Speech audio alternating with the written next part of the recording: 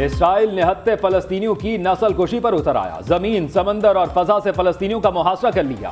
صہیونی forces کی جنگ کے اگلے مرحلے کی تیاری. تازہ حملوں میں مزید 400 سے زائد فلسطینیوں کو شہید کر دیا. شہداء کی تعداد بڑھ کر 2450 ہو گئی. بچے اور خواتین کی بڑی تعداد شہداء میں شامل. 9000 سے زائد فلسطینی زخمی. غزہ پر وحشیانہ بمباری کے بعد 4.5 لاکھ فلسطینیوں کی نقل مکانی. حماس کے جوابی حملوں میں ہلاک اسرائیلیوں کی تعداد 1400 ہو گئی. 200 کے قریب اسرائیلی فوجی یرغمال بنا لیے. ویڈیو جاری.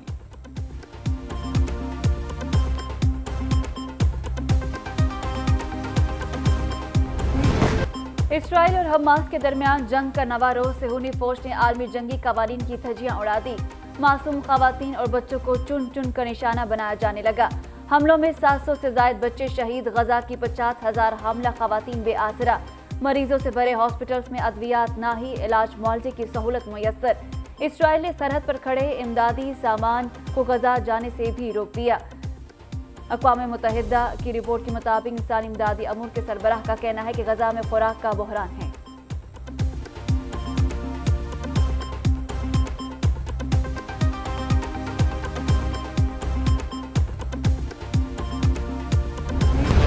اسرائیل جنگی جنون میں مبتلا. فلسطین کے ساتھ دیگر ممالک کے ساتھ بھی جنگ کے محاذ کھول دیے. شام میں حلب کے فضائی اڈے پر بمباری. رن وے تباہ. لبنان میں حزب اللہ اور اسرائیل کے درمیان جھڑپیں شدت اختیار کر گئی. برطانوی نشریاتی ادارے نے اسرائیل کے جنگی جرائم کی ویڈیو بھی نشر کر دی.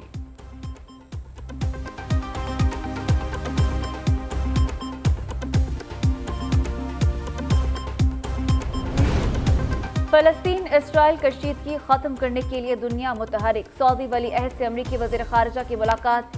خطے کی صورتحال پر تبادلہ خیال. سعودی ولی عہد کا غزہ میں حملوں اور محاصرہ ختم کرنے کا مطالبہ. دوسری طرف روسی صدر پیوٹن حماس اور اسرائیل جنگ میں ثالثی کرانے کو تیار. سلامتی کونسل کے بند کمرہ اجلاس میں روس کی جانب سے مسودہ پیش. قرارداد میں جنگ بندی اور یرغمالیوں کی رہائی کا مطالبہ. سعودی عرب کی درخواست پر اسلامی تعاون تنظیم کا ہنگامی اجلاس 18 اکتوبر کو طلب کر لیا گیا.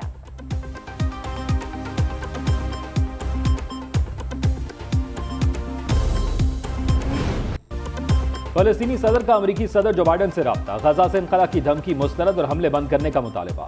محمود عباس کا انسانی حقوق کے قوانین کی پاسداری پر زور. دوسری طرف حماس سربراہ اسماعیل ہانیہ سے ایرانی وزیر خارجہ کی ملاقات. امریکہ اسرائیل کے گٹھ جوڑ کو ناکام بنانے کا اعلان. کہا ایک بھی فلسطینی غزہ نہیں چھوڑے گا. تمام فلسطینیوں کا فیصلہ یہ ہے کہ ہم اپنے ملک میں رہیں گے.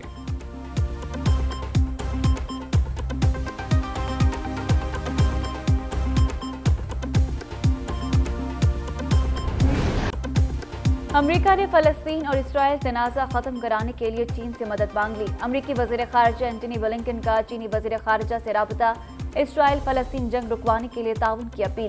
چین کا فوری بین الاقوامی امن کانفرنس کے انعقاد کا مطالبہ. امریکی وزیر خارجہ کی متحدہ عرب امارات کے صدر سے ملاقات. اسرائیل فلسطین کے مسئلے پر تبادلہ خیال.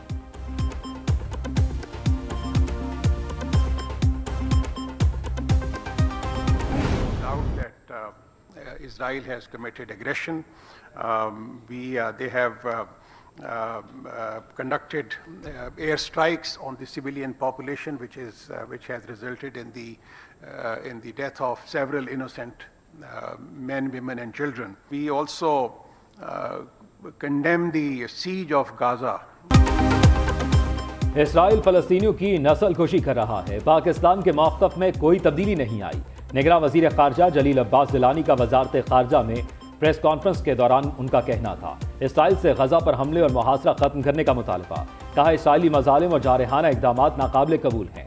حملوں میں معصوم فلسطینی خواتین اور بچے مارے جا رہے ہیں. اسرائیل اقوام متحدہ کی قراردادوں کی پاسداری کرے.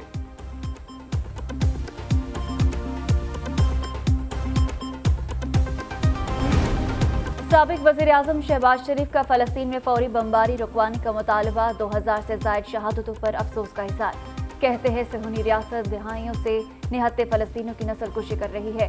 دنیا ظلم پر تماشائی نہ بنے. بے گناہ انسانوں کا قتل عام رکوانے کے لیے اقدام کرے. چیف آرگنائزر مسلم لیگ نون مریم نواز کا فلسطینیوں سے یکجہتی کا اظہار. کہتی ہیں عالمی برادری فلسطینیوں کا قتل عام رکوائے. اسلامی دنیا قیام امن مسئلہ فلسطین کے منصفانہ حل کے لیے آگے بڑھے. محصور فلسطینیوں کو خوراک ادویات کی فراہمی کا بندوبست کیا جائے.